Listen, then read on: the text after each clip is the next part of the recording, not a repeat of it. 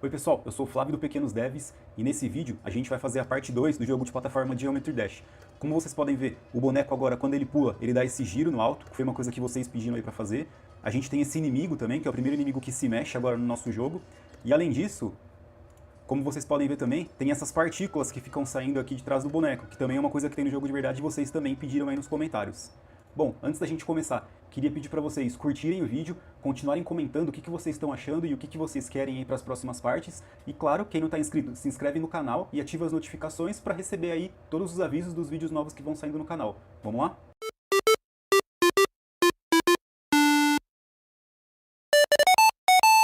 Para começar, pessoal, como vocês podem ver, esse vai ser o primeiro vídeo do canal em que eu vou gravar usando a versão 3 do Scratch.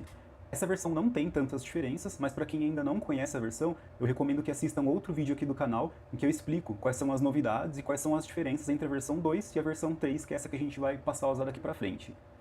Mas acho que ninguém vai ter dificuldade, é super tranquilo. Então, para começar o nosso jogo mesmo, a primeira coisa que eu vou fazer, eu vou pegar esse bloco, defino o estilo de rotação e vou trocar ele para rotação completa, que é justamente para dar aquele efeito de giro quando ele pula, que é a primeira coisa que a gente vai fazer aqui nessa parte 2. O segundo bloco que eu vou usar é o aponte para a direção 90 graus, justamente para que ele sempre comece, né, o nosso jogador, nessa posição que ele está agora, que é o 90 graus. E aí agora o que eu vou fazer, dentro desse bloco C, eu vou colocar um bloco de repita aqui no final dos comandos, vou colocar 18 vezes, para que 18 vezes, então, o nosso jogador ele gire 10 graus quando ele estiver pulando. E por que esses números, pessoal?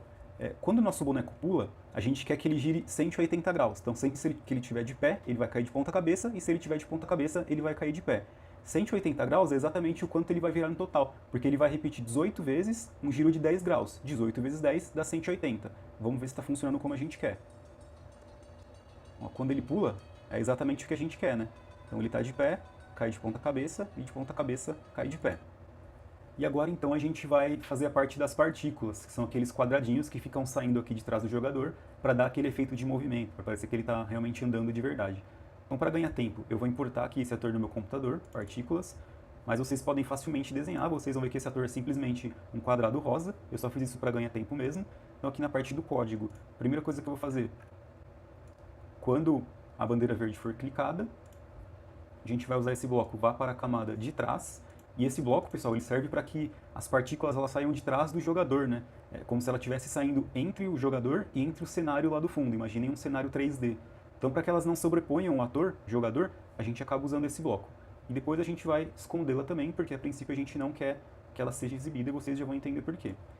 E aqui dentro de um bloco sempre, a gente vai pedir para que a partícula espere entre 0.1 e 0.2 segundos, e aqui que a mágica acontece agora. Aquele monte de quadradinho que vai saindo de trás do jogador, na verdade é um ator que a gente cria vários clones para ele, por isso que dá aquele efeito. A gente, na verdade, está multiplicando, está criando vários atores em cima de um único ator. Então a gente criou o clone, e aí quando ele começar como clone, agora a gente vai programar o que a gente realmente quer que aconteça nessas partículas. Então a primeira coisa, a gente vai mostrar, porque até então ela estava escondida, e aqui, pessoal, a gente vai criar duas variáveis. As duas apenas para este ator. A primeira vai chamar i, e eu dei esse nome de i, só lembrando que vocês podem colocar o nome que vocês quiserem. Mas eu uso i porque vai ser essa variável que vai controlar o movimento tanto do eixo x quanto do eixo y das partículas. E é comum na programação a gente usar uma variável com nome i, com nome j, quando a gente quer controlar várias coisas a partir dessa mesma variável. Então por isso que eu dei o nome dela de i, lembrando que vocês podem, mais uma vez, né, usar o nome que vocês quiserem. E vou criar uma outra variável também, chamada y, apenas para este ator, e essa variável y, ela que vai controlar de onde a partícula sai de acordo com o eixo y. Então se ela saísse sempre do mesmo lugar aqui do jogador, ia ser chato, não ia dar aquele efeito legal. Então a gente quer que ela saia ora um pouco mais para baixo, ora um pouco mais para cima, e essa variável que a gente vai usar para dar essa aleatoriedade, para que não saia sempre do mesmo lugar. Então, com essas duas variáveis criadas, a gente vai primeiro definir essa variável i com valor 1, vocês já vão entender por quê. E a gente vai definir a variável y, como eu falei, né? Ela vai servir para dar essa aleatoriedade. Então é justamente isso que a gente vai fazer.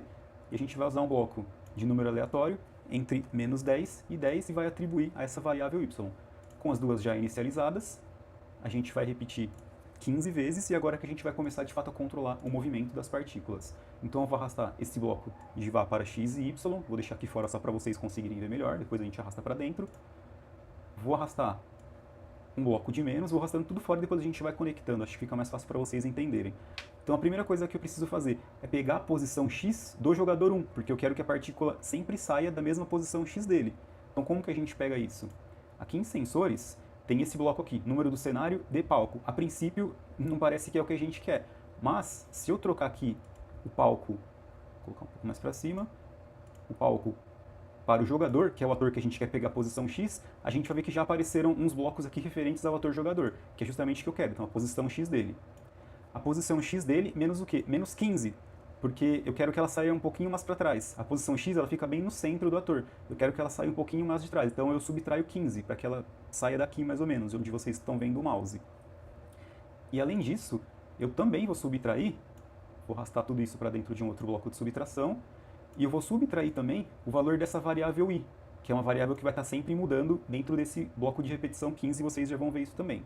Então essa vai ser sempre a posição x, né, dentro dessas 15 vezes aqui de cada uma das nossas partículas, e para a posição y, a gente vai fazer uma coisa um pouquinho diferente. Então a primeira coisa que eu vou fazer é arrastar um bloco de soma.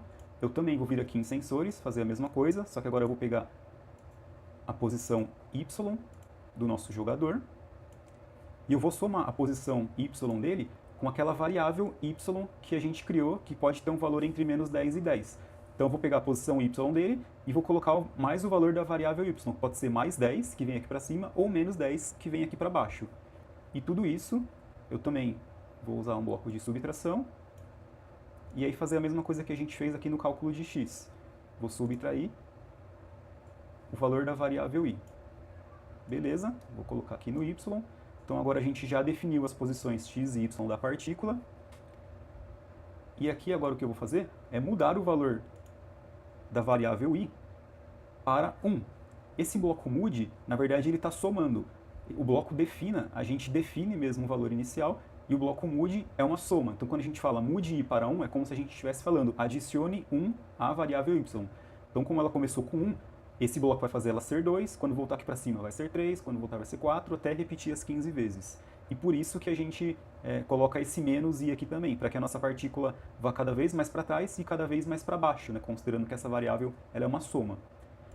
E agora as outras coisas que a gente quer fazer, vamos mudar um pouquinho o efeito, né, da partícula. Então eu quero mudar 3 ao efeito cor, para que elas saiam de cores diferentes, e eu também quero mudar 3 ao efeito fantasma, para que ela vá apagando aos pouquinhos. E depois de tudo isso, lembrando que isso é para cada um dos clones. E para que o clone não fique para sempre lá, o que a gente vai fazer agora, depois dessas 15 vezes, a gente vai apagar o clone. Então vamos ver se isso já funciona. Eu vou aumentar aqui a tela. E beleza, pessoal, ó, as partículas estão saindo. Vocês podem ver que elas saem de cores diferentes e elas apagam no final, né? Vão ficando um pouquinho mais clarinhas, justamente porque tem aquele efeito de cor e o efeito fantasma também. E para finalizar, a gente vai criar agora aquele inimigo, né? Aquele obstáculo que fica indo para cima e para baixo. E só lembrando, pessoal, que aqui nesse vídeo a gente vai fazer só um inimigo, porque eu quero ensinar vocês como que funciona essa lógica de ele ir para cima e para baixo, em qual posição do cenário, né, da fase aqui eu quero que ele apareça. Então por isso que a gente vai fazer só um, para que vocês entendam essa lógica, e aí vocês podem fazer os próprios inimigos de vocês em outros pontos da fase, enfim. E só lembrando também que caso vocês queiram que eu faça outros inimigos, outros obstáculos, é só vocês irem deixando comentários aí no vídeo, que eu vou anotando tudo, e o que vocês mais pedirem, né, as opções mais votadas, eu acabo fazendo outras partes aí pro vídeo. Então vamos lá, para começar, né? E ganhar tempo, eu vou importar então de novo aqui um ator que já está no meu computador, é esse obstáculo. Vocês podem usar a fantasia que vocês quiserem, eu usei essa aqui. Na parte do código, a gente vai aproveitar esse pedaço aqui do código da parte da fase. Então, a gente fazendo aquela mágica, né, que a gente fazia na versão 2 do Scratch, continua funcionando aqui na versão 3. A gente pega uma parte do código, arrasta aqui para outro ator, quando eu solto e entro lá no ator, o código já foi duplicado para cá. Então ele continuou nesse ator aqui e duplicou para esse segundo ator também. Então isso é uma dica aí bem legal que faz a gente ganhar muito tempo às vezes. E a gente vai aproveitar esse pedaço de código porque no fundo a lógica desse obstáculo é muito parecida com a das fases e vocês já vão ver o porquê. Então só vou mudar aqui. Quando a bandeira verde for clicada, para sempre a gente controla o valor da câmera X da mesma forma que a gente controlava lá na fase 1.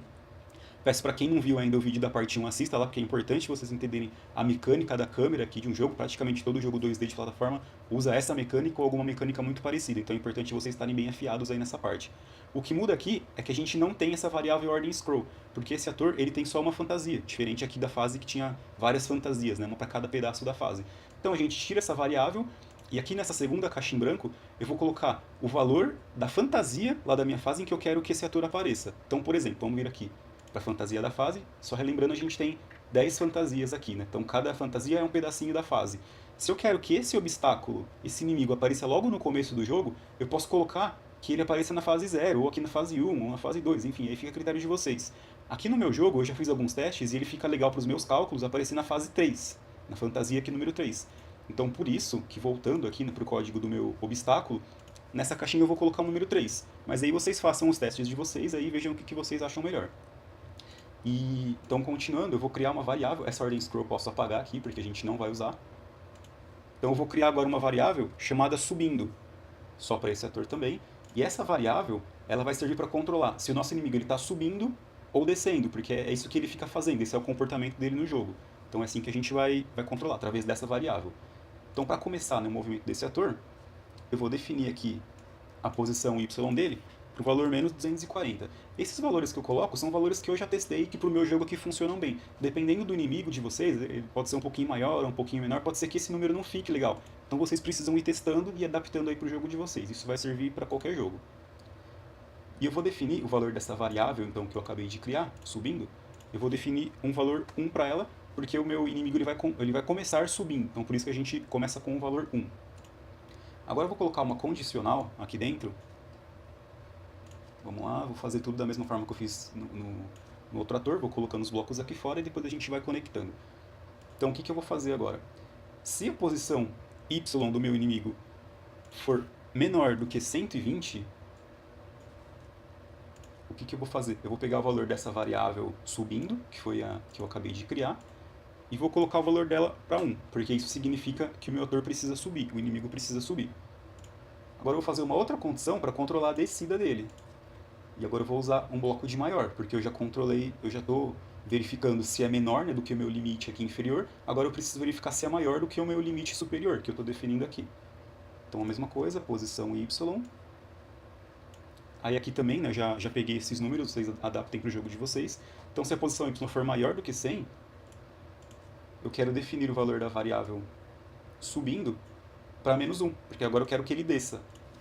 Então é assim que a gente controla. Se o valor da variável tiver como 1, quer dizer que ele está subindo. Se o valor tiver como menos 1, quer dizer que ele vai passar a descer. Então a gente vai arrastar todo esse bloco C agora, esses dois blocos C aqui para dentro do sempre. E para ele se movimentar mesmo, né? Agora eu vou mudar. Aqui tem que ser fora do C. Eu vou mudar o Y dele. Vou usar um bloco de multiplicação. Para 3 vezes, porque eu quero que ele ande de 3 em 3. O valor da variável subindo. Então, se essa variável subindo estiver com o valor 1, 3 vezes 1 é 3, positivo. Então, ele vai começar a ir para cima. Se o valor dessa variável tiver como menos 1, ele vai multiplicar 3 por menos 1, que é menos 3. Então, menos 3, menos 6, menos 9, ele vai começar a ir para baixo. Então, é assim que a gente controla o movimento dele. E lembrando que no Scratch, nessa versão 3, esses blocos MUD quer dizer que é uma soma, né? Então, igual no bloco de variável, o MUD y em tanto quer dizer que a gente está somando esse valor aqui, a variável y, por toda vez que o código passar por aqui. Então vamos ver se isso já funciona. As partículas funcionando, ele está rodando. E agora a gente precisa chegar na terceira fantasia aí do cenário para ver se o inimigo aparece. Ó, legal, apareceu lá, tá vendo? Foi bem na posição que a gente queria, na terceira. E agora, com essa parte também pronta, a gente só precisa voltar aqui no código do jogador e alterar essa lógica para a gente saber quando perde, porque antes ele só perdia quando encostava nessa cor azul, né, dos obstáculos. Agora ele também precisa perder quando encosta nesse outro inimigo. Então, para organizar um pouquinho o código, eu só vou dar uma ajeitada aqui. Então eu vou criar uma mensagem, deixa eu só ver onde esse bloco está. Aqui, transmita a mensagem.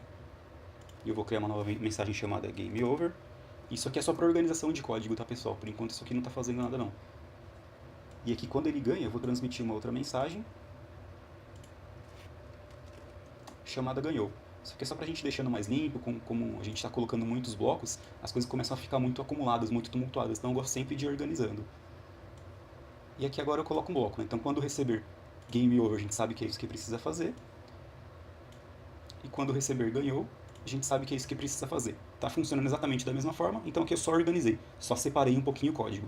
E agora sim eu vou fazer a lógica, então, de verificar se ele também está tocando no obstáculo. Então aqui, onde está C tocando na cor azul, né, que é a cor daqueles obstáculos, eu vou colocar C tocando nessa cor azul ou tocando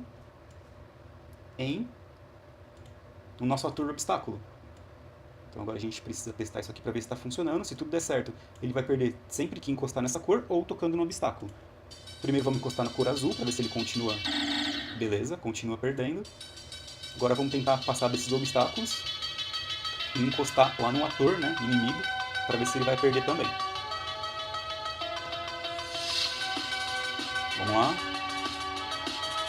Beleza, encostou, perdeu. É isso que a gente queria.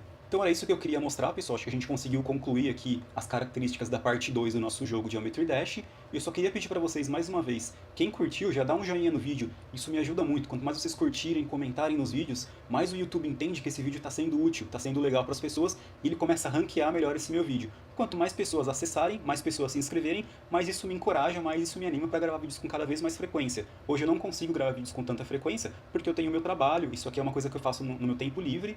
Então, assim, se vocês me ajudarem na divulgação, curtindo o vídeo, comentando, o YouTube começa a me dar valor cada vez mais e eu tenho cada vez mais condições de gravar mais vídeos para vocês. Eu tenho várias ideias de gravar vídeo ensinando a fazer jogo em outras plataformas também, Construct, enfim, quem sabe ensina até linguagens de programação para vocês, outras linguagens, né, mais profissionais mesmo.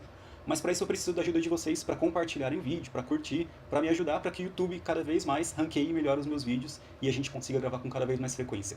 Beleza, pessoal? Então muito obrigado, é isso aí, até mais.